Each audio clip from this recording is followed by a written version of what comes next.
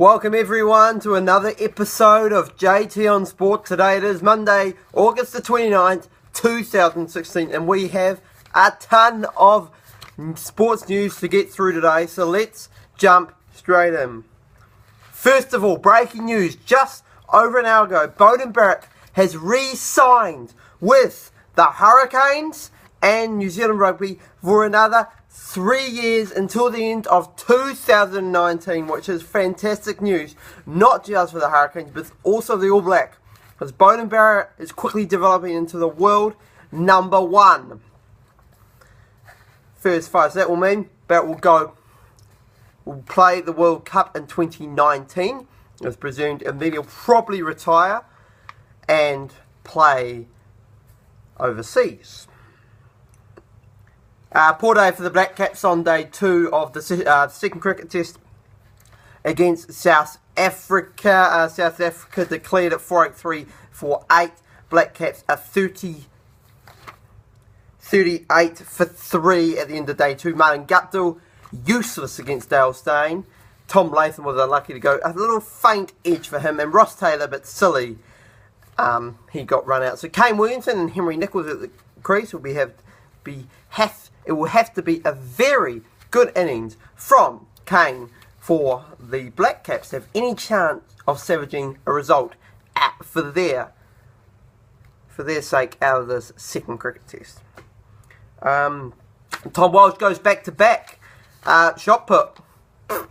Now remember, Tom Walsh, as I told you, on Friday he won there. He also on Sunday, yesterday, won in Paris. He goes back-to-back, lots of points, lots of money, so it's looking really good for Tom Walsh. Obviously bronze at the Olympic Games, very good result, but really performing, and he's peaking, not during the Olympics, but after the Olympics, which is good as well. Lydia Ko was playing in the final round of the Canadian Open today. She finished at 15 under par, which you think, that's a bloody good score. Not when Anita Jintangaran shot 23 under par. Ko said after the round that her and her putter were on a different course today. She just could not get those putts going. She played beautiful wedge shots, iron shots. She was driving the ball well, but the putter, it would just not go on the hole. Lots of birdie putts, lots of pars, and a few bogeys. Not what Lydia Ko wants. Hansen is going at the Aussies. He's saying, we need a better rivalry. The Aussies are useless. I didn't talk to the ref. He is digging in at Michael Cheika. And rightly so. He has the opportunity to, because we haven't lost a game in bloody ages. Australia lost six something straight. And they just need to perform. And they're not. So Cheika, he won't be there for long. I'm guessing maybe into the Split Cup, because the Aussies were again. The score was a bit different, but they were still useless. And they need to sort their arrogance out, because that was poor on the weekend. Just sort out their issues. It's not freaking cricket. You know, you're not sledging like that. It's rugby. Get into it. Nick Willis is committing to Tokyo, but for the 5,000 metres. Now, Nick Willis said today that he will be committing to 2020. He'll be doing the 1500 this year and for the World Champs in 2018 next year.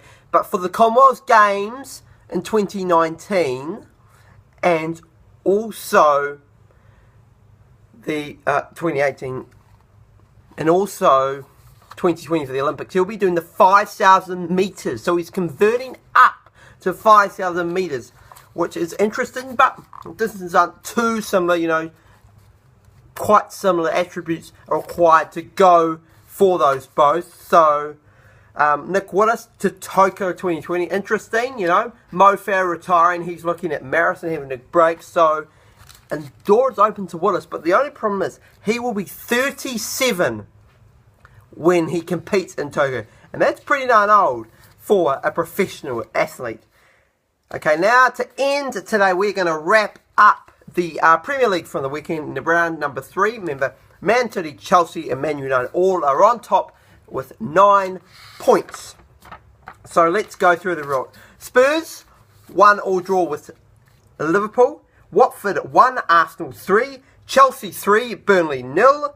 Crystal Palace 1, Bournemouth 1, Everton 1, Stoke 0, Leicester 2, Swansea 1, Southampton 1, Sunderland 1, Hull 0, Man United 1, West Brom 0, Middlesbrough 0, Man City 3, West Ham 0. That is your EPL results, and that is your sports news for Monday, the 29th of August, 2016. We'll see you tomorrow for another sports news update.